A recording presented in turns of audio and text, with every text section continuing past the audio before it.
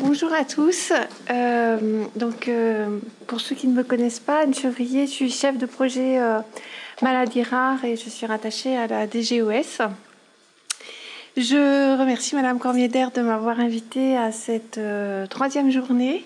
Et donc, il m'a été demandé de vous faire une présentation du plan numéro 3 et de vous dire quelques mots et répondre à vos questions en ce qui concerne l'appel d'offres de labellisation. Et puis, s'il y a d'autres questions, j'y répondrai bien volontiers. Donc voilà, l'organisation de la prise en charge des maladies rares, effectivement, en ce moment est assez en effervescence, on va dire, puisque nous avons beaucoup de sujets d'actualité. Nous avons à la fois le plan numéro 3 la préparation du plan numéro 3 que je vais vous présenter, et puis également la première action du plan numéro 3 qui est l'appel d'offres de labellisation qui était prévu dans le plan numéro 2, mais qui a été reporté sur le plan numéro 3 et je vous expliquerai pourquoi. Alors, pour le plan numéro 3, un petit bref rappel historique. Il se trouve qu'en 2004, avec la mobilisation des professionnels et des associations, les maladies rares sont devenues effectivement un enjeu de santé publique et il y a eu le premier plan qui a été mis en place jusqu'en 2008 avec la première labellisation avec 131 CRMR qui ont été labellisés à cette époque. Ce plan a duré 4 ans comme il était prévu. Il a eu une interruption jusqu'en 2011 puisque le plan numéro 2 n'a été mis en place qu'à cette date-là. Il était prévu là aussi pour 4 ans mais il a été reporté de 2 ans. Donc il s'est achevé fin 2016 et les actions majeures de ce plan, ça a été la structuration des filières et puis le lancement des travaux pour la BNDMR.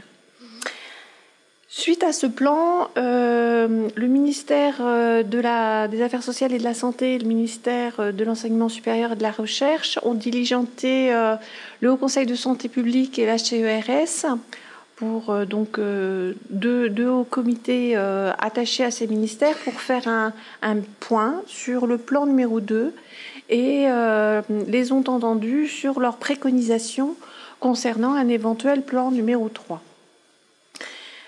Alors, premièrement, les deux grands faits que l'on peut retenir, ça a été que le plan numéro 3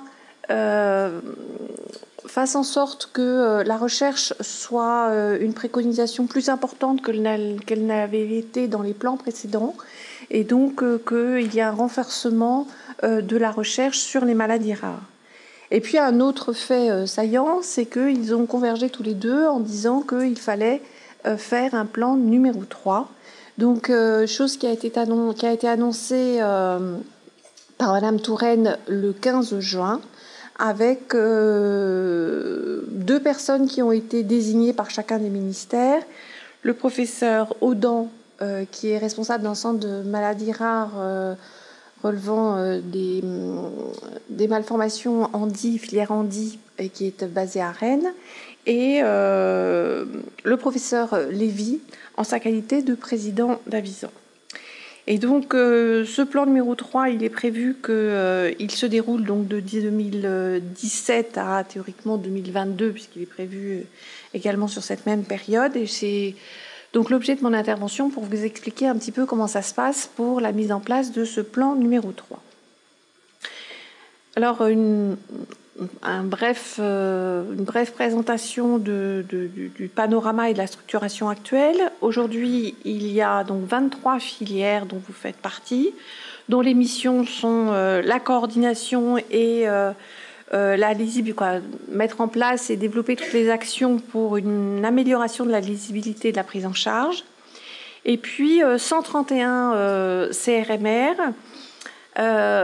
qui sont coordonnés à la fois avec 131 coordonnateurs à leur tête et associés de 219 centres constitutifs.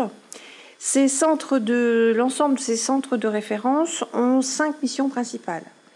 Le recours, l'expertise, l'éducation, la recherche et la coordination de ces réseaux mis en place. À leur côté, il y a des centres de compétences dont l'objectif dont les missions sont le diagnostic, la prise en charge, et puis de s'articuler au sein de ces centres, de ces réseaux. Alors à l'époque, seuls les centres de référence, donc les centres de coordination et les constitutifs, avaient été formellement labellisés. Les centres de compétences ne l'avaient pas été. Et donc on est dans une situation aujourd'hui, puisque la labellisation remonte en plus à assez longtemps, puisque c'est le plan numéro 1, ils n'ont pas été suivis, labellisés, donc leur nombre est mal connu. À ses côtés, il y a également une organisation un petit peu différente pour la mucoviscidose, la SLA et l'hémophilie, puisque là, les centres de compétences ont un profil un petit peu différent, avec une obligation de mise en place d'astreinte ou de garde 24/24 et un financement un petit peu qui leur est propre. Si on fait un point également sur les textes existants aujourd'hui, alors il y a l'instruction du 29 juillet 2013 relative à la structuration des filières, et puis on a l'instruction du 11 janvier 2016 qui formalise ces missions que je viens de vous présenter. Alors ce point-là est quand même intéressant, c'est-à-dire que et je vais parler de l'Europe tout à l'heure, on est le seul pays au niveau européen à avoir cette maturité sur la structuration et l'organisation des maladies rares et d'avoir défini ainsi toutes les missions. J'y reviendrai tout à l'heure, mais sur la mise en place des ERN, c'est vrai que certains pays nous envient sur ce point-là, pas sur tous, mais sur celui-là, puisque notre structuration est mature. Et nous sommes un petit peu le modèle. La preuve en est, c'est que cette organisation en filière, et on reverra tout à l'heure, on verra un parallélisme, puisque l'Europe, je ne sais pas si la France a entraîné l'Europe par rapport à ça, mais a pesé très certainement fort sur l'organisation des ERN, puisqu'on a des réseaux qui sont relativement comparables. Et sur leur organisation, certains pays ont été en difficulté, effectivement, pour répondre aux ERN, ce qui n'a pas été formellement notre cas, puisque nous avons déjà une organisation et beaucoup de pays sont en train de reprendre et nous contactent régulièrement pour reprendre cette organisation et la faire évoluer dans ce sens-là, puisqu'elle converge avec cette organisation en réseau européenne. Sinon, il y a eu effectivement l'instruction de relabellisation, que vous connaissez bien et qui est un sujet d'actualité, donc qui est une instruction datée du 25 octobre, qui a été publiée au mois de novembre, et pour laquelle on discutera très certainement tout à l'heure. Alors, les objectifs, je vais aller assez vite, mais c'était juste pour vous les représenter. Sur les objectifs des filières, donc favoriser la lisibilité de l'organisation pour faciliter l'orientation des professionnels et des personnes malades, ainsi notamment diminuer l'errance diagnostique. L'errance diagnostique, c'est vraiment un fil rouge de tous les plans. Il y a eu des améliorations, il y en a encore qui sont attendues, et c'est véritablement le fil rouge de ces 3 plans. Créer un continuum d'action entre les structures et les acteurs sanitaires, médico-sociaux, socio-éducatifs, etc., pour accompagner globalement les personnes malades, et notamment sur la prise en charge et la recherche. Et c'est vrai que les filières qui finalement sont relativement jeunes et ont pris un essor rapide, mais néanmoins elles ont été mises en place toutes début 2015 et elles ont un mandat jusqu'à 2018. Donc il est vrai qu'au travers des préconisations qui ont été données par les 2 hauts conseils, on va essayer de faire en sorte, puisque la première préoccupation c'était l'organisation de la prise en charge, c'est vrai que c'est de monter en puissance en ce qui concerne la coordination de la recherche, parce que si l'on peut faire un constat, c'est qu'en France nous avons beaucoup d'équipes, mais néanmoins nous avons proportionnellement aux autres États membres et aux ressources internes nationales, finalement, pas autant de succès sur les appels d'offres européens et internationaux sur la recherche. Et là, c'est quelque chose qu'il va falloir accompagner, puisque les forces vives sont là, et il faudrait véritablement arriver à monter en puissance sur ce sujet-là. Les filières sont financées pour assurer ces missions et en 2016, ça a été environ 10 millions, un peu plus de 10 millions qui ont été déployés pour les filières pour les aider dans ces missions. Alors, je ne vais pas y revenir, vous aurez ces documents, c'était juste pour vous donner quelques exemples d'actions de filières qui ont été menées à bien par rapport à leur mission. Mais je ne vais pas y passer trop de temps parce que je pense qu'il y aura des questions. Donc là, aujourd'hui, nous avons 23 filières, elles ont toutes leurs sites. Donc là aussi, toujours avec cet objectif principal que l'on ne perd pas de vue, de limiter l'errance diagnostique, il y a eu une grande amélioration en ce qui concerne l'information et la communication sur les maladies rares, puisque d'avoir chacune des filières avec un site internet, c'était certainement impossible pour 131 CRMR, c'est devenu possible avec ces 23 filières. Et donc, on peut retrouver sur chacune des sites avec qui contacter, quelles sont les pathologies prises en charge, quelles sont les actions en cours, quelles sont les actions qui sont menées, et également pour les professionnels, arriver à connaître quels sont les interlocuteurs et quelles sont les actions de chacun qui sont en cours. Au niveau européen, maintenant, puisqu'il y a un parallèle important qu'il faut faire, nous avons, il y a eu en 2 temps, enfin un premier au 15 décembre, 24 réseaux ont été, on va dire, labellisés, approuvés par le board au mois de décembre dernier, et c'est à Vilnius au congrès qui a eu lieu début mars que tout ça est devenu officiel, puisqu'il y avait une rencontre européenne de l'ensemble des centres et ont été officiellement mis en place ces 24 réseaux. Alors il y en a 20 qui concernent les maladies rares stricto sensu, si vous me permettez l'expression, 3 sur les cancers rares et 1 sur les transplantations de l'enfant. Ces 24 ERN embarquent 313 hôpitaux dans les 25 pays de l'Union européenne, sachant que la Norvège y est raccrochée. Et c'est donc 900 centres d'expertise qui sont ainsi concernés. En France, nous avons, parmi ces 24 ERN, et plus particulièrement sur les 20 sur les maladies rares, il y en a 4 qui sont coordonnés par des équipes françaises. Et parmi les cancers rares, il y en a un sur le projet cancer rare de l'adulte qui est coordonné par une équipe française. Et ces 229 centres qui ont été validés par le ministère, tous ces centres étaient des centres de référence labellisés pour faire partie de ces réseaux ERN. Donc là, à une échelle européenne, c'est là aussi la mise en place de réseaux de professionnels pour une mise en commun et avec des objectifs qui sont communs à tous, de partage des connaissances scientifiques, médicales et plus globalement de prise en charge.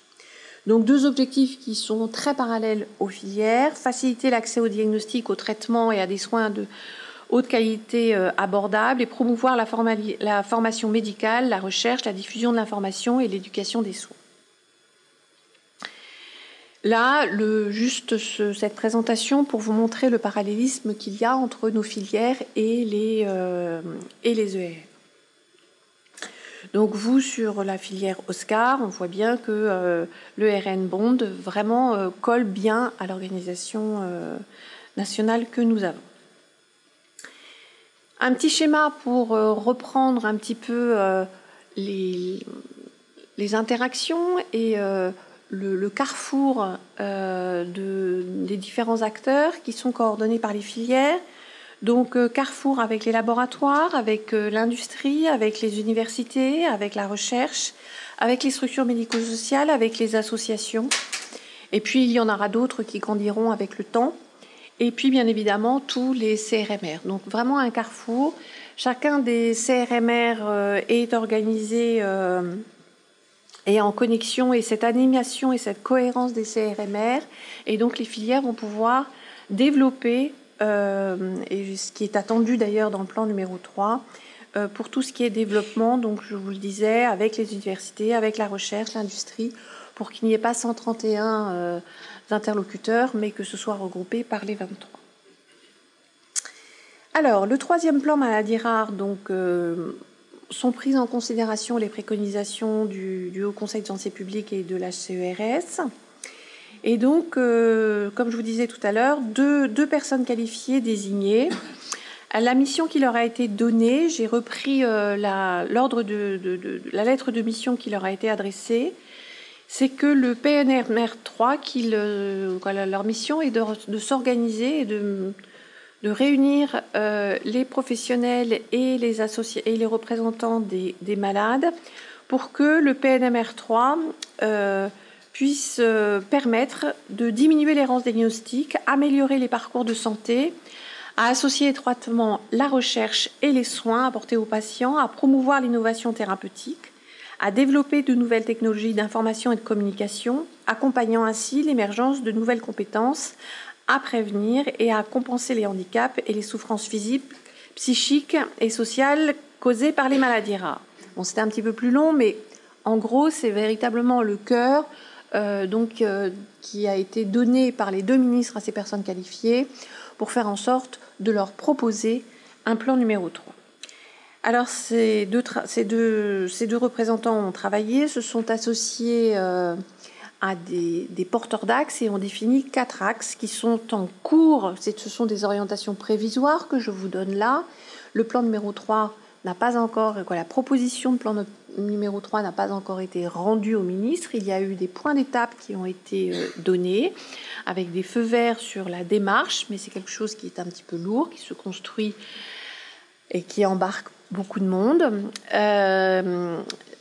Et voilà comment ils ont articulé ça. Ils ont chargé sur chacun des 4 axes, parce qu'il fallait bien définir, subdiviser cette problématique en 4 thématiques. Elles seront très certainement revues, mais pour chacun ont été désignés par eux 2, voire pour un axe 3 porteurs en fonction de la difficulté, à la fois avec un binôme clinique et recherche pour développer les sujets qui avaient été notés dans les préconisations et qui leur semblait nécessaire d'être développés et inscrits dans le plan numéro 3. Donc pour l'axe 1, il a été soumis et donc piloté par le professeur Pouget, qui est également animateur de la filière Filnemus, le professeur Louis Vallée, qui est également responsable d'un centre de référence sur l'île, et nous les avons suivis sur la DGOS. On s'est aussi partagé entre la DGOS et la DGRI, la Direction Générale de la Recherche et de l'Innovation, pour les accompagner dans ces réflexions. Ils ont chacun des pilotes a réuni un ensemble de professionnels et d'associations pour les aider à réfléchir sur ces thématiques. Alors sur cette première thématique, il y a 3 sous-thèmes. Il y a vaincre les errances de parcours. Ils ont décliné donc tous les moments clés du parcours de soins qui nécessitaient d'être améliorés. La prise en charge en Outre-mer, qui est aussi un sujet qui a été mis en place sur le plan numéro 2, mais dont on peut faire le constat qu'on pourrait très certainement améliorer, donc trouver des solutions pour que ça fonctionne mieux dans ces territoires-là. Optimiser et favoriser la prise en charge des PNDS, puisque c'est vrai que les PNDS, il en existe quelques-uns, mais pas suffisamment. Donc, voir comment on pourrait faire en sorte qu'il y en ait davantage. Deuxième sous-thème, accompagner et soutenir les malades et leurs familles. Donc, comment améliorer la prise en charge médico-sociale, la prise en charge psychologique, développer la recherche en sciences humaines et sociales, faire en sorte que la scolarisation des enfants soit moins compliquée et plus intégrée à l'école, favoriser l'éducation thérapeutique pour l'autonomie et l'intégration dans la société. Troisième sous-thème, assurer une équité de prise en charge, donc les rôles et missions des structures et comment améliorer l'information sur l'offre de soins. Deuxième axe, alors là, c'est le seul qui a été initialement confié à 2, et puis finalement, il y en a eu 3 parce que le sujet est vaste et qu'il y a de gros progrès à faire au niveau national sur ce sujet-là. Au professeur Dollfus, qui est à Strasbourg et qui est également animateur de la filière sans gêne. Le professeur Bréard, qui est à l'INSERN, et le professeur Sans-Laville, qui est aux Hospices civils de Lyon, et qui est aussi à cheval, je dirais, sur la clinique, mais également essentiellement sur la recherche. Et cet axe-là est copiloté par la DGRI. Alors, ils ont identifié 4 sous-thèmes. La médecine génomique, puisque avec le plan France Génomique 2025, les maladies rares sont largement concernés et il serait illusoire de faire 2 plans séparés et en silo. Donc comment le plan France Génomique va pouvoir être articulé avec ce plan numéro 3 afin de faire bénéficier les patients des progrès en matière de séquençage à haut débit, réussir le parcours de soins génomiques appliqués aux maladies rares, assurer et renforcer les ressources pour implanter et développer la médecine génomique appliquée aux maladies rares en lien avec le plan France Génomique, bien évidemment, et pérenniser l'excellence de la recherche. Autre sous-thème, c'est développer et mettre en réseau les bases de données, les collections biologiques et études épidémiologiques. C'est vrai qu'il y a le plan, il y a le projet BNDMR qui est en train de prendre forme. Il y a une filière qui commence à l'évaluer, on espère pouvoir le déployer. Mais il y a également multitude de registres et comment faire en sorte que tout cela s'articule. Anticiper et encourager les innovations, là c'est peut-être un petit peu notre talon d'Achille au niveau national par rapport à d'autres pays. Donc c'est peut-être 2 lignes, mais c'est un sujet, un sous-thème extrêmement important pour arriver à développer l'innovation. Et puis, a été rattachés à ce sous-thème, mais encore une fois, ce sont des orientations provisoires, parce que certains sous-thèmes sont véritablement transversaux, et il y a un travail d'unification et de regroupement des réflexions qui ont pu être menées dans ces différents axes, et certains seront certainement remaniés. Mais ce groupe s'est chargé de regarder comment on pourrait améliorer le diagnostic préimplantatoire, prénatal et néonatal, avec en parallèle des actions qui sont menées par la DGS. Le 3e axe, porté par Anne Galli du Généton et le docteur Belmatoug, qui est responsable d'un centre maladie lysosomale. Et donc, elles étaient chargées de réfléchir sur tout ce qui est innovation pour le traitement des maladies rares. Donc, ça recouvre à la fois le développement des nouveaux traitements, et notamment sur l'amélioration et l'optimisation des processus d'autorisation, qui sont compliqués ou mal connus, d'accès et de remboursement par rapport au rôle des patients et de l'industrie pharmaceutique et biotechnologique, favoriser la recherche nationale, européenne et internationale, renforcer la coordination dans le domaine de l'innovation, consolider la comparaison avec les structures de soutien à la médecine personnalisée. Là, cet axe est important parce que c'est véritablement le développement de la recherche, et ça a été un des points qui a été souligné par les 2 hauts conseils comme insuffisamment développé dans le plan numéro 2. Le dernier axe qui a été confié donc à Anna Rath, qui est la directrice de l'unité INSERM responsable d'Orphanet, et Anne-Sophie Lapointe, qui nous a été désignée par Aurore 10 pour qu'il y ait également un représentant des associations, mais dans chacun des groupes, les associations ont été intégrées au groupe de travail. Donc elles avaient en charge le développement des nouvelles compétences et des technologies au service de l'autonomie et de l'information et de l'équité territoriale. Donc comment faire en sorte d'intégrer les nouveaux outils technologiques, soutenir l'échange d'expertise, puisqu'on voit émerger beaucoup d'outils, que ce soit sur l'éducation thérapeutique, que ce soit pour le suivi des patients. Comment faire en sorte que certains serious games soient véritablement bien serious et qu'il n'y ait pas des dérives, comme ça peut le faire maintenant avec ces nouveaux outils. Développer des guides de bonne pratique et des formations à la e-santé. Les nouveaux outils technologiques devraient nous permettre d'améliorer ce déploiement d'enseignement, mais comment faire en sorte que ça se fasse de façon concertée et structurée, accompagner l'émergence de projets pilotes, rechercher des modèles économiques pérennes. Sur l'information, c'est également un sujet qui a été largement aussi pointé. Comment continuer à développer, même s'il y a eu des efforts et beaucoup d'actions qui ont été réalisées en ce sens, mais aller encore plus loin sur les développements de l'information. Alors ça passe par à la fois le développement de plateformes d'information sur les maladies rares.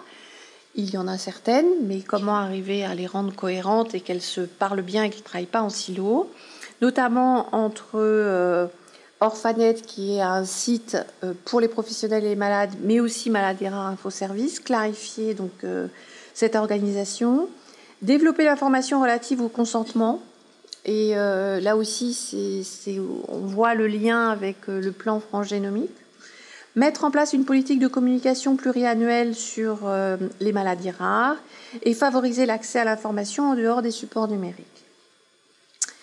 Sur la formation, qui est aussi un point important, favoriser la création d'un label DPC ou FPC pour les maladies rares. Comment faire en sorte que ce soit plus facile, puisque effectivement, aujourd'hui, c'est parfois confus pour certains centres et il y a des organisations régionales qui ne sont peut-être pas adaptées aux maladies rares. Comment les faire évoluer et comment faire en sorte que ça fonctionne mieux.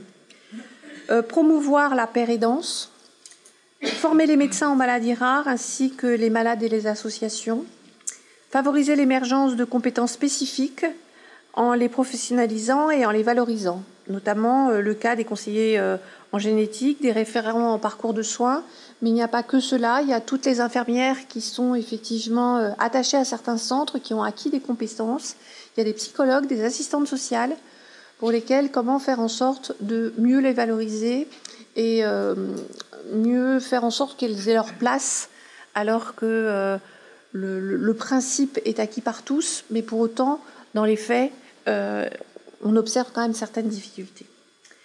Donc voilà les quatre axes qui sont à ce stade-là. Alors où en sommes-nous ?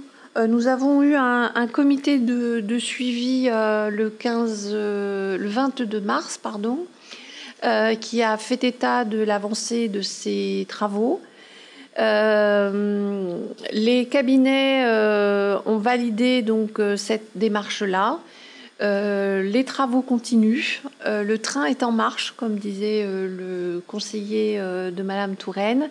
Et donc, par rapport à ça, eh bien, l'objectif, c'est que en juin, il y ait un document qui puisse être présenté aux deux ministères pour pouvoir constituer ce plan numéro 3. Donc là, comme je vous le disais, ces orientations sont provisoires parce que chacun a dû travailler, c'était le démarrage. Maintenant, il y a beaucoup de sujets transversaux, beaucoup de sujets comme l'information, l'Europe, la recherche, qu'il va falloir mettre en ordre et mettre sur papier pour commencer et pour rédiger les fondements du plan numéro 3.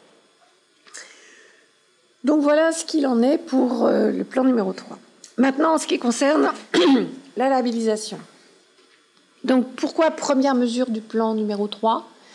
Parce que déjà, ça n'a pas été réalisé dans le plan numéro 2 et il a été, par concertation des uns et des autres, décidé de façon collégiale qu'il était important de faire cette mise à jour puisque finalement elle était trop ancienne et que tous ces centres seront de toute façon le socle de déploiement du plan numéro 3. Donc il était important, en parallèle de la construction du plan, et dès qu'il sera formalisé et validé, que le socle de déploiement soit déjà, d'ores et déjà assis.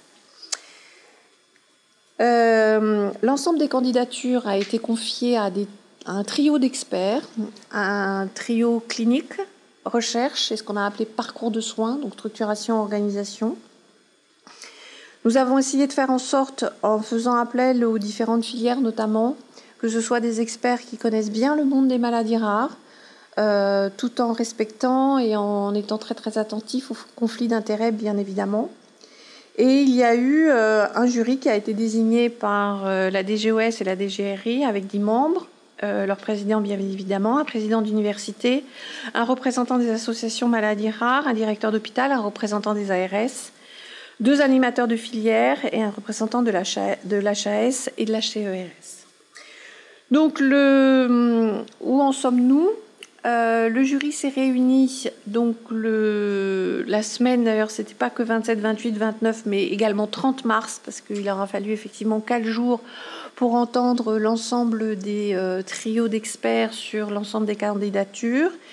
Ils ont rendu leur décision avec ce qui était prévu, la vague 1, c'est-à-dire des premières décisions soit de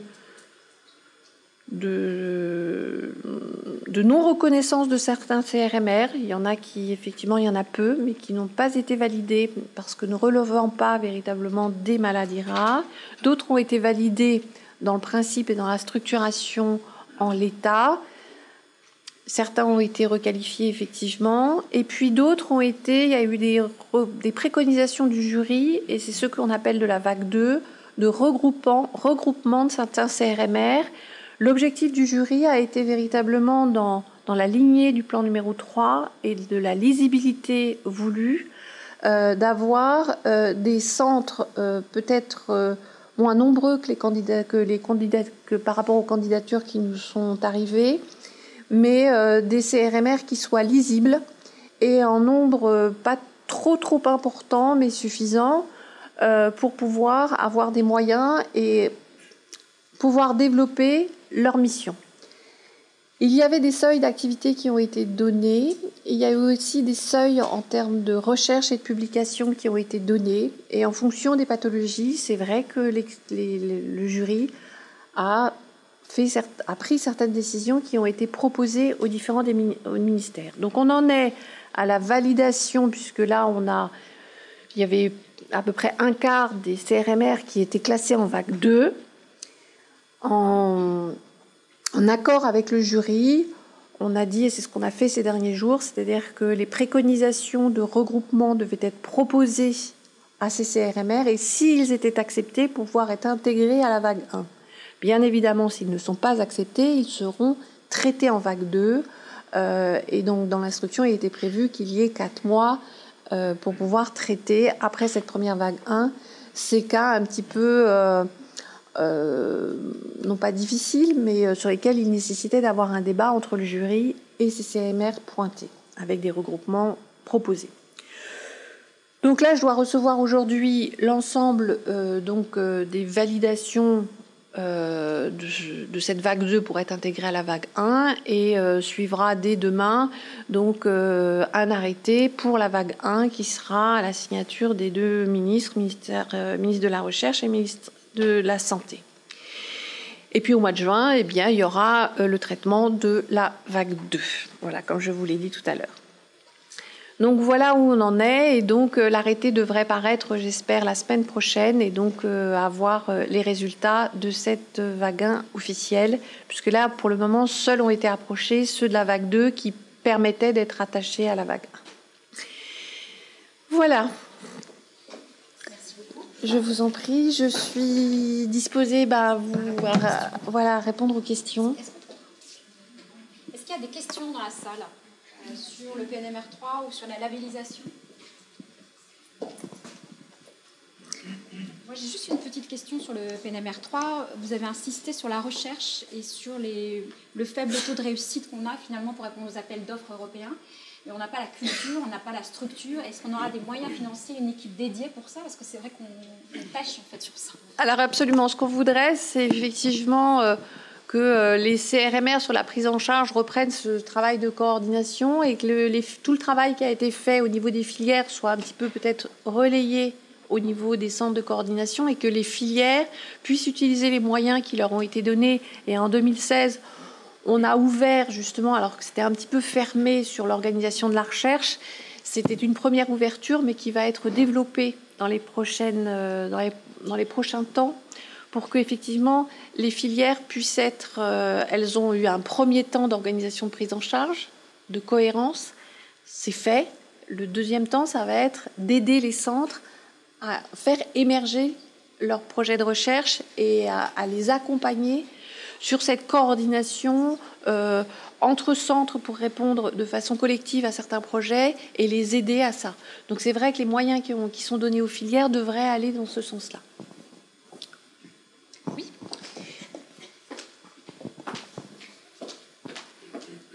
Merci. Est-ce qu'on a une visibilité financière, budgétaire sur les différentes structurations, CRMR, sites constitutifs, etc. Et même centre de compétences d'ailleurs. Alors sur l'ensemble, alors je vais vous parler d'aujourd'hui. Après, c'est vrai que on va accompagner le plan numéro 3 par rapport à toutes les actions des moyens avec une valorisation financière. Et donc ce sera l'arbitrage des deux ministres de valider ou de ne pas valider et ces actions et les moyens qui y sont associés. À ce jour, il y a rien. Enfin, je vais mettre de côté l'hémophilie, la mucoviscidose et la SLA. Puis pour les autres CRMR, et vous êtes concernés par cela, c'est 100 millions d'euros qui sont déployés au niveau national. Et est-ce qu'il y a déjà une idée de la distribution qu'il peut y avoir en fonction de la taille de ces centres, oui, du personnel qui existe déjà? Absolument. Alors effectivement, lors de jusqu'à présent, la ventilation par établissement avait été faite sur une déclaration de moyens mis en œuvre, mais datant de 2004, et il n'y avait pas véritablement de règles de répartition. Donc, accompagnant cette labellisation, nous avons réuni un groupe de concertation pour établir une règle. Cette règle a été présentée donc aux filières, elle a été présentée aussi à la FHF et à la conférence des directeurs généraux de CHU et aussi aux ARS, et elle a été donc validée. Donc il y aura effectivement une règle sur une part fixe pour les sites coordonnateurs et les sites constitutifs. Il a été voulu d'ailleurs un écart relativement faible sur cette dotation base fixe entre les deux. Il y aura juste, c'est de 20 000 euros, donc on est dans cet ordre d'idée, on doit le valider, mais en fonction du nombre de centres reçus, puisque l'enveloppe globale ne va pas changer. Mais ça devrait être de l'ordre de 80 000 euros pour les centres constitutifs, les sites constitutifs, et 100 000 euros pour les sites coordonnateurs. Pour les sites coordonnateurs qui auraient beaucoup de sites constitutifs, plus de 5, il y aurait un supplément qui leur serait donné. Sinon, il y aura une part variable et qui sera déployée en fonction de la file active, de l'enseignement, de la recherche, et dès qu'on pourra arriver à la quantifier sur l'activité de recours. Au global, les simulations que nous avions faites sur la base donc de la structuration que l'on connaît aujourd'hui, donc l'ancienne structuration, on arrivait à une répartition au global, donc ce n'est pas juste pour chacun des CRMR, mais au global, d'environ 50% en part fixe et 50% en part variable.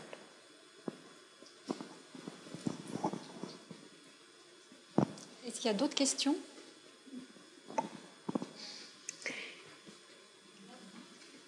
Oui ? Arnia, au milieu. C'est Daniel.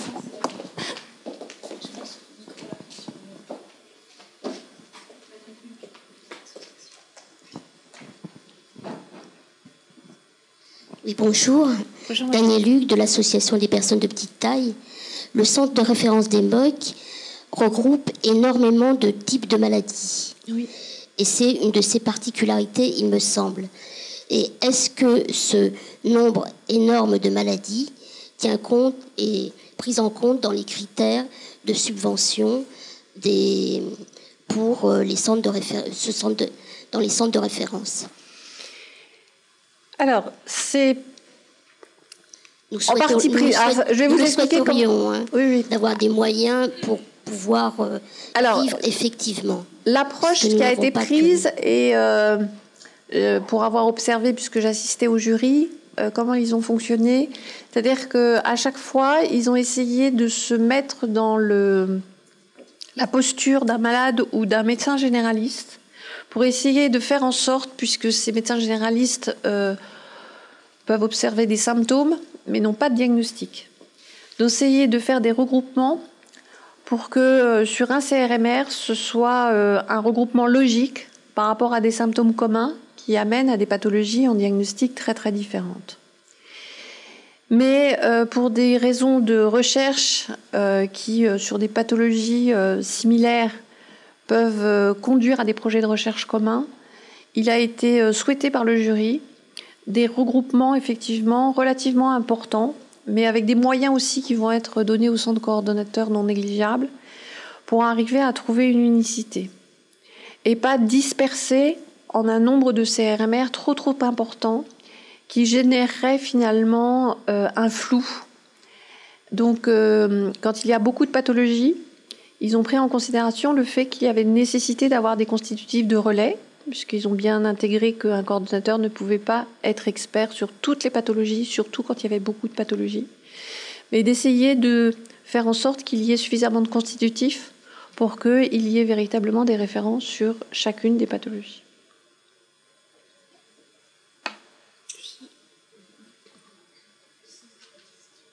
C'est pas le sens de votre question. Il y a beaucoup de filières qui sont comme nous. Hein. Oui. Pareil. Par exemple, Andy, par exemple, alors là, ils ont un nombre de pathologies qui est encore beaucoup plus large que la vôtre. On n'est pas les seuls. Et métabolisme phosphotoxique, c'est pareil. Après, on n'est pas les seuls. Voilà. Et d'un autre côté, la problématique, c'est qu'un malade ou avant que le diagnostic soit posé, l'objectif, encore une fois, c'est d'éviter l'errance diagnostique. Et donc d'éviter de se dire mais dans quel CRMR, dans une pipe, je dois orienter mon patient. Donc d'avoir des CRMR avec un nombre de pathologies relativement large, ça répond en partie à cette question. Non mais tout à fait, on ne remet pas en cause le centre de référence des MOC. Il est excellent pour nos pathologies osseuses rares. C'est juste le financement, voilà. La qualité du financement, comme d'autres centres de référence. Alors, c'est à la fois le nombre de pathologies, mais c'est aussi la file active, parce que certains, on peut aussi, à l'inverse, on peut de pathologies, mais des files actives extrêmement larges. Donc, ils sont sollicités pour du recours, et donc le faire que sur le principe du nombre de pathologies, ça serait relativement injuste. Donc, c'est plus la structuration et le nombre de CRMR qui ont été désignés avec les contraintes que je viens de vous exposer et associées à la file active. Et c'est pour ça aussi qu'il y a cette part fixe. C'est-à-dire que pour les CRMR qui ont une file active faible, ils ne soient pas trop démunis quand effectivement ils ont des files actives faibles, mais pour autant des pathologies à prendre en compte. Et on aura quelques exemples où effectivement on a des centres constitutifs sur des pathologies dont eux seuls sont centres de référence et pour autant avec des files actives peu importantes, mais il était nécessaire de les reconnaître. Donc oui, ça a été pris en considération dans l'arbitrage du jury.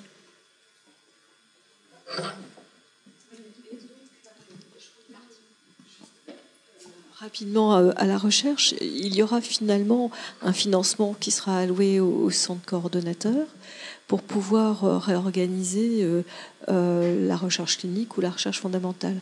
On peut avec l'appui des filières. Avec l'appui des filières. Donc ce sera une organisation en réalité de la recherche. Est-ce qu'il y aura aussi une possibilité d'avoir des appels d'offres dédiés, par exemple à certaines maladies maladies rares, ou justement, je trouve que ce qui manque un petit peu là, c'est les liens entre les différents CRMR pour lesquels on a des maladies qui sont là pour nous plutôt ostéo-articulaires, mais qui impliquent aussi d'autres atteintes tissulaires et qui pourraient aussi justement générer plus de liens entre ces différents CRMR. Alors ça, c'est typiquement dans le plan numéro 3, la réflexion qui est menée dans l'axe 3.